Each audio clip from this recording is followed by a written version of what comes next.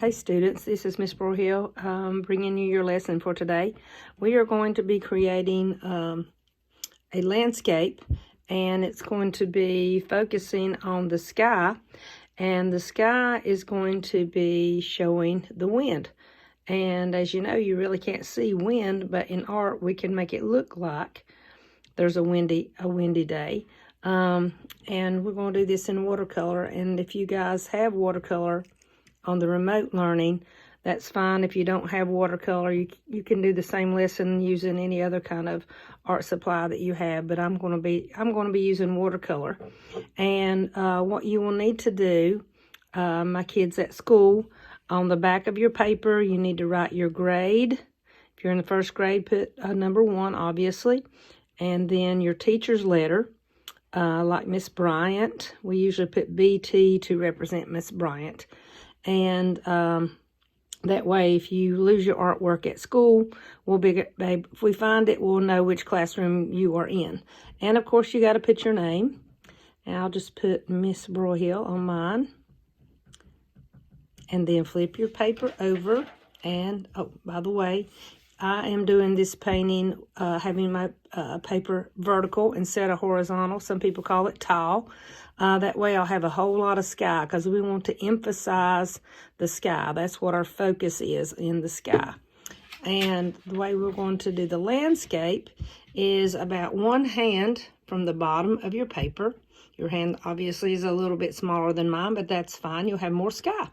So about 1 hand from the bottom, I want you to take a pencil and draw a wavy line. There are your hills for your landscape.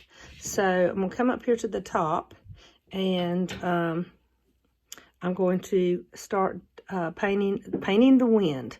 Now, if you're at school, when you get your watercolor set, you can pick any color you want to paint. I'm going to choose blue. If you choose to put in more than one color, just make sure the color that you use first dries before you put the color next to it. But I'm just going to choose one color. So when you have watercolor, you take your brush, and remember what we've always said is drip it, and dip it with your brush. You want to be gentle or really easy with your watercolor brush. So I'm dripping some water into the watercolor. This hadn't been used in a couple of days, so it's still solid. It's not liquid. Paint is liquid, of course. So now I'm going to dip it real easy on the end of my paintbrush. And the swirls or the wind that we're painting, if you think about the number 6, that's a good way to represent the wind. So I'm going to start up here in this upper left-hand corner. Oops, I made a mistake, so we're going to fix that. We'll take that little mistake and try to whip it in there. Start in the corner and paint like a number 6. There we go. Covered up my little mistake. My accidental drip just goes right in with the wind. So if you want to paint a longer wind, it's like a number 6, except you just bring it in more of a spiral, or like a cinnamon roll, or like a snail shell. So I'm trying to represent the wind, so I'm going to speed up just a little bit. So the wind's coming in from everywhere.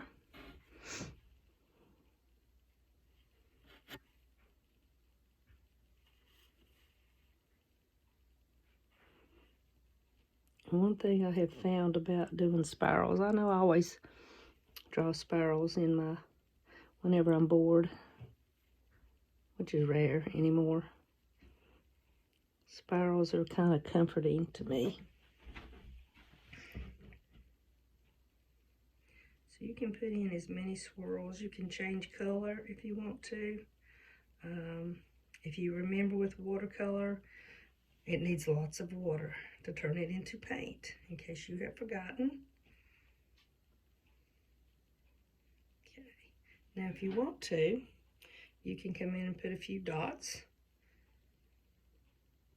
just to be more decorative and more interesting. Not only do you do art for yourself, but you also do it for other people, and you want it to be interesting. Okay, watercolor dries really fast, so now we can, while the sky is finishing drying, we can work on the hill down below. And like I said, if you want to do different colors in the sky, that's fine. I'm going to work on my hill. And I'm going to use purple because it's a nighttime cool painting. So I'm going to use purple because it is a cool color. And that's dark. It's the darkest color. So I want to kind of make it look like it's cool at night. So come in and paint your hills. Start on that line that we drew. And just keep going until, keep painting your wavy line. It can overlap a little bit, by the way, until you get down to the bottom. And you need to add more water to it as you use the paint. So don't feel like the first time you put water in it to turn it into paint, it's going to stay paint. It's going to need a little bit more water as you paint it.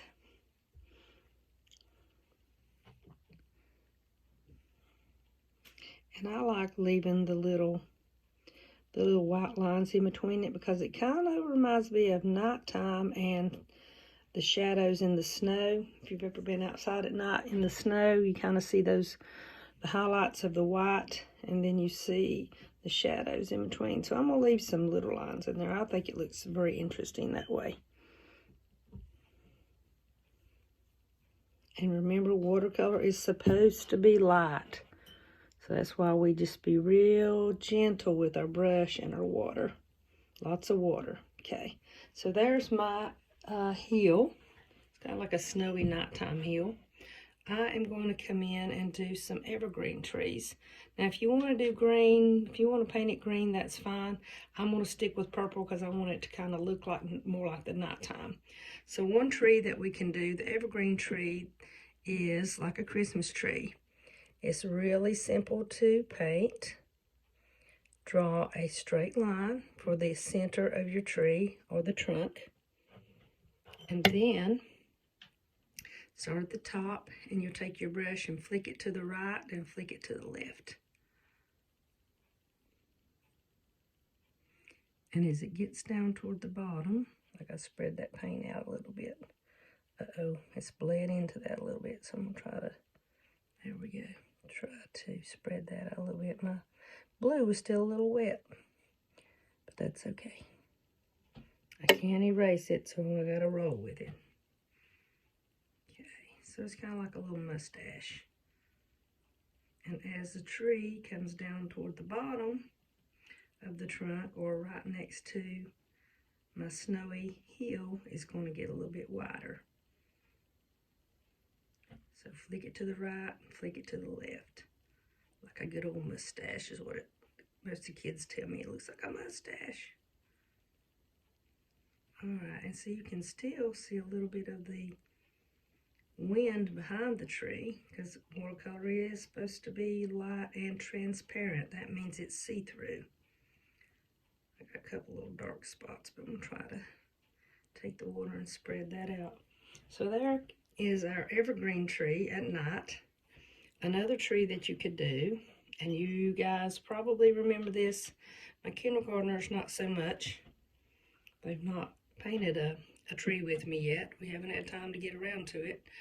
We start out with the letter Y. Now this is a choice. You can do 3 trees like a Christmas tree, or you could do a Christmas tree and a regular tree that's not evergreen. So we start out with the letter Y. Do you see that letter Y? And then draw a line up the middle.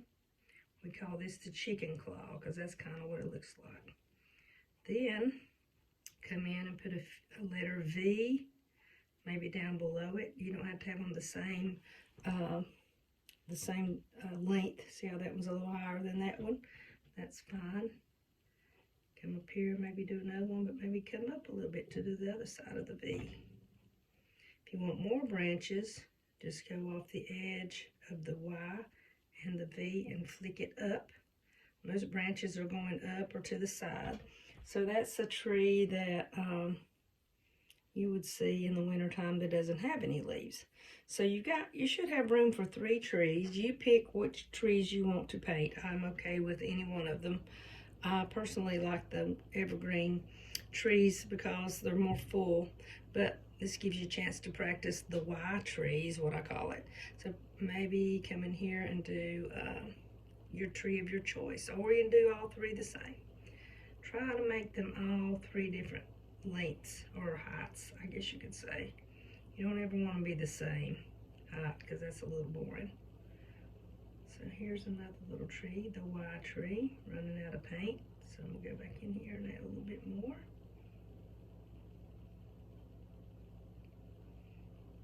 And with art, it's your choice on the color on this assignment.